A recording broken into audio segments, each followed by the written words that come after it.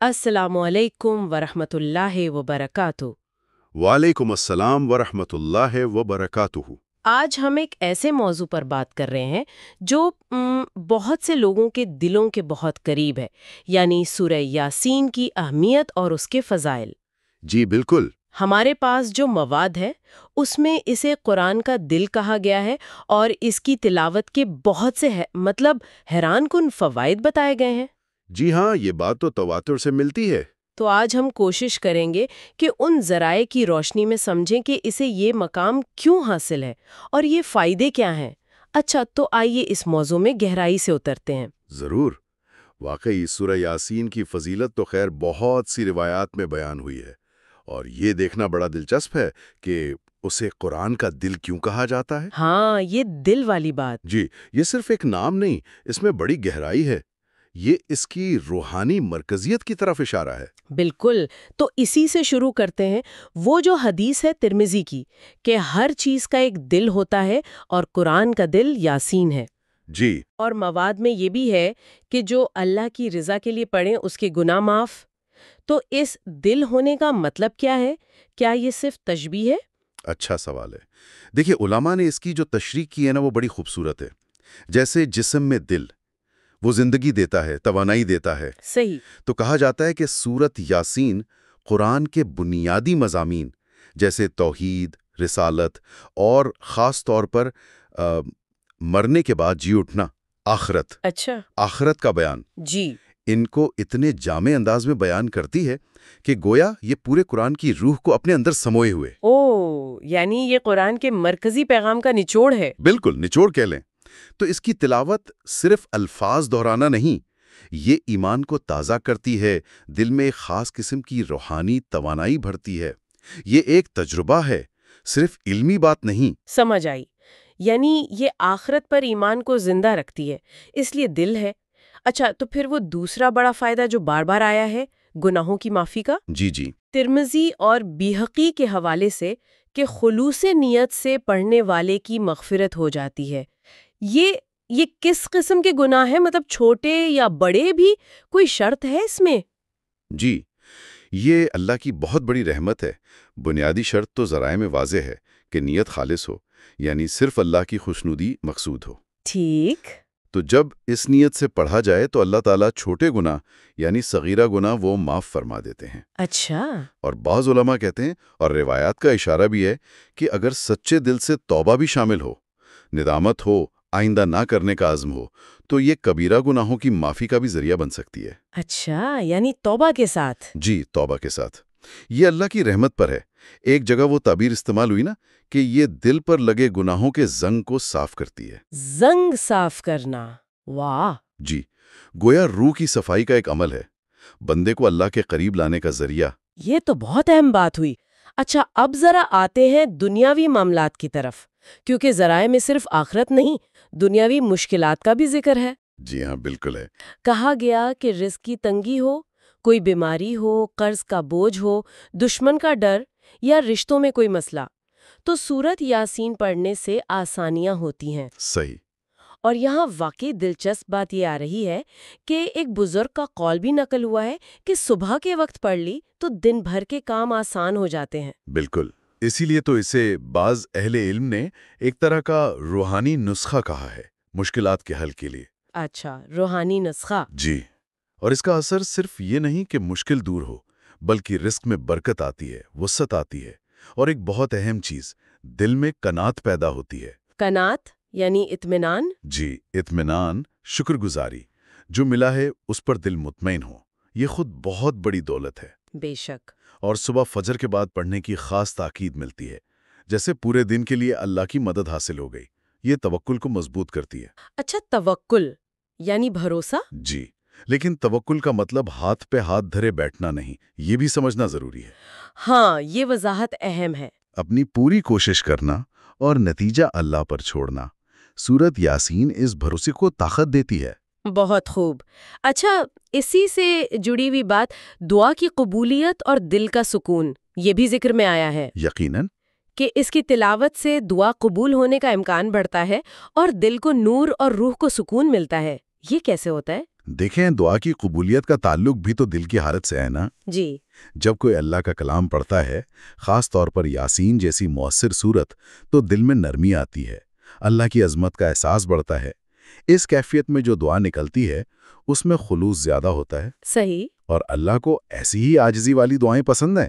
اور جہاں تک سکون کا تعلق ہے، قرآن تو ہے ہی ذکر اللہ، الا بذکر اللہ تطمئن القلوب۔ بے شک اللہ کے ذکر سے ہی دلوں کو اطمینان ہے۔ تو سورت یاسین تو اللہ کا عظیم ذکر ہے، اس سے سکون ملنا تو قدرتی بات ہے۔ آج کل کی بے چینی کے دور میں یہ بہت بڑی نعمت ہے۔ بالکل، اور یہ سکون صرف ذہنی نہیں، شاید جسمانی بھی، جیسے بیماروں کے لیے شفا کا ذکر ہے۔ جی ہاں، وہ حدیث ہے نا ابو داؤد کی، اقرؤ یاسین علی موتاکم، اپنے مرنے والوں پر یاسین پڑھو۔ جی یہاں موتا سے کیا مراد ہے؟ جو فوت ہو گئے یا جو قریب المرگ ہے؟ یہ اہم حدیث ہے، علماء نے دونوں پہلو لیے ہیں، لیکن زیادہ تر کا اتفاق ہے کہ اس سے مراد وہ ہیں جو حالت نزع میں ہیں، یعنی جن کی موت قریب ہے۔ اچھا، جو جانکنی کی حالت میں ہے۔ جی اس کے دو فائدے بتائے جاتے ہیں۔ ایک تو یہ کہ اگر زندگی باقی ہے اور اللہ کو شفا دینی ہے تو یہ بیماری میں کمی اور شفا کا ذریعہ بن سکتی ہے۔ ٹھیک۔ اور دوسرا جو زیادہ مشہور ہے کہ جو شخص جانکنی کی تکلیف میں ہو اس کے پاس پڑھنے سے سختی کم ہوتی ہے، روح آسانی سے نکلتی ہے اور مرنے والے کو ایک روحانی سکون ملتا ہے۔ اللہ اکبر۔ یعنی زندگی، بیماری اور پھر موت، ہر مشکل مرحلے میں آسانی۔ جی بالکل، یہ اللہ کی رحمت کا ایک ذریعہ ہے۔ لیکن بات یہاں ختم نہیں ہوتی۔ ذرائع میں موت کے بعد کا بھی ذکر ہے، یعنی قبر اور آخرت میں بھی فائدے۔ جی ہاں، یہ پہلو بھی بہت نمایاں ہے۔ اسی حدیث اپنے مرنے والوں پر پڑھو کا تعلق اس سے کیسے ہے؟ اس کا تعلق یوں بنتا ہے کہ دیکھیے، موت تو ایک دروازہ ہے اگلے جہاں کا۔ صحیح۔ اس کے فوراً بعد قبر کا مرحلہ ہے۔ تو روایات اور بزرگوں کے تجربات بتاتے ہیں، جن کا حوالہ ان ذرائع میں بھی ہے، کہ سورت یاسین کی برکت مرنے والے کے ساتھ قبر میں بھی جاتی ہے۔ اچھا، کیسے؟ یہ قبر کی وحشت، اندھیرا، تنہائی اس کو کم کرتی ہے۔ بعض روایات میں ہے کہ یہ اپنے پڑھنے والے کے لیے سفارش کرتی ہے۔ سفارش کرتی ہے؟ جی، اور جو زندگی میں اسے باقاعدگی سے پڑھتا ہو اس کے لیے امید دلائی گئی ہے کہ اس کی قبر جنت کا باغ بن سکتی ہے۔ اللہ اللہ، قبر جنت کا باغ بن جائے، یہ تو بہت ہی بڑی بات ہے۔ جی، یہ آخرت کی کامیابی کی طرف پہلا قدم ہے۔ یہ امید دینا بھی اس کی ایک فضیلت ہے۔ بے شک۔ اچھا، یہ سارے فضائل تو براہ راست سورت یاسین سے جڑے تھے، لیکن ایک جگہ بہت مختصر سا ذکر تھا کامیابی کے کچھ اور اصولوں کا بھی۔ اچھا، کیا ذکر تھا؟ کہ انسان کی کامیابی کا راز محنت، صبر اور اخلاص میں ہے۔ اب یہ بات یہاں کیسے آ گئی؟ ہاں، یہ بہت اہم نکتہ ہے۔ یہ الگ نہیں ہے، یہ اسی تصویر کو مکمل کرتا ہے۔ کیسے؟ دیکھیں، ذرائع ہمیں جہاں روحانی اعمال جیسے یاسین کی تلاوت کی برکات بتا رہے ہیں، وہیں یہ جملہ یاد دلا رہا ہے کہ دنیا میں کامیابی کے لیے اللہ نے کچھ عملی اصول بھی رکھے ہیں: محنت، صبر، نیت کا ٹھیک ہونا۔ اچھا، یعنی عمل بھی ضروری ہے۔ بالکل، اور ان کا سورت یاسین کے فوائد سے تعلق ہے۔ مثال کے طور پر یاسین پڑھنے سے جو دل کو سکون ملتا ہے نا، جی، وہ انسان کو محنت کرنے، اپنی ذمہ داری نبھانے میں مدد دیتا ہے۔ پریشان دل سے تو کام نہیں ہوتا نا۔ صحیح بات ہے۔ اسی طرح اس میں جو اللہ کی قدرت اور آخرت کی یاد دہانی ہے، وہ مشکلات پر صبر کرنے کی ہمت دیتی ہے۔ صبر کرنے کی۔ جی، اور اخلاص تو خیر بنیادی شرط ہے ہی یاسین کے فائدے کے لیے۔ وہی اخلاص دنیاوی کاموں میں بھی چاہیے۔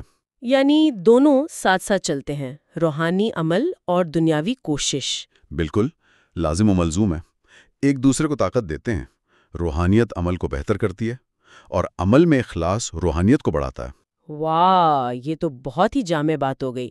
یعنی صرف وظیفے پر نہیں بیٹھنا اور نہ صرف دنیا میں گم ہو جانا ہے، ایک توازن چاہیے۔ جی بالکل، یہی پیغام ملتا ہے ان ذرائع سے۔ تو اگر ہم خلاصہ کریں اس ساری گفتگو کا، تو مطلب یہ نکلتا ہے کہ سورت یاسین جو قرآن کا دل ہے، وہ ان ذرائع کے مطابق گناہوں کی معافی کا ذریعہ ہے، دنیاوی مشکلات، رزق، بیماری میں آسانی لاتی ہے، صحیح۔ دعا کی قبولیت دل کا سکون دیتی ہے، موت کے وقت سہولت، اور پھر قبر اور آخرت میں بھی مددگار۔ ماشاءاللہ، کتنے پہلو ہیں۔ جی، یعنی چند منٹ کی تلاوت کے بدلے میں زندگی اور آخرت دونوں کے لیے بڑے انعامات کا وعدہ۔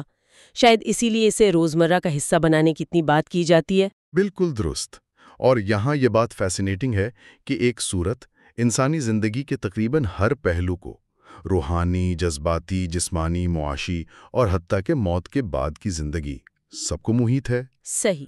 یہ ہمیں یاد دلاتا ہے کہ مادی اسباب کے ساتھ ساتھ یا شاید ان سے بھی بڑھ کر روحانی ذرائع سے مدد لینا، سکون حاصل کرنا کتنا اہم ہے۔ یقیناً۔ اللہ کے کلام میں واقعی ہر مسئلے کا حل ہے اگر ہم رجوع کریں۔ بے شک۔ البتہ یہ ساری گفتگو ایک اہم سوال بھی اٹھاتی ہے، اور وہ سوال میرا خیال ہے غور طلب ہے۔ وہ کیا؟ وہ یہ کہ ایک عام انسان اپنی زندگی میں ان روحانی اعمال جیسے یاسین کی تلاوت اور اپنی عملی ذمہ داریوں یعنی محنت، کوشش، صبر، ان کے درمیان وہ صحیح توازن کیسے قائم کرے؟ ہاں، یہ واقعی ایک بڑا چیلنج ہے۔ توازن کیسے بنے؟ جی، کیونکہ ذرائع دونوں کی اہمیت بتا رہے ہیں، کامیابی شاید اسی توازن میں ہے۔ یہ واقعی گہرا سوال ہے اور شاید اس کا جواب ہر ایک کو خود تلاش کرنا ہے۔ آج کی گفتگو کے بعد میرے خیال میں ہم سب کے لیے سوچنے کی بات یہ ہے کہ وہ جو اندرونی سکون ہے، وہ یقین کی کیفیت جو یاسین جیسی عبادات سے مل سکتی ہے، جی، وہ ہماری عملی زندگی کے چیلنجز کا سامنا کرنے کی صلاحیت کو کیسے بہتر بناتی ہے؟ کیا اندرونی مضبوطی ہمیں باہر کی مشکلات سے لڑنے میں زیادہ مدد دیتی ہے؟ اس پر غور کیا جا سکتا ہے۔ بہت اہم نقطہ ہے، اس پر ضرور غور کرنا چاہیے۔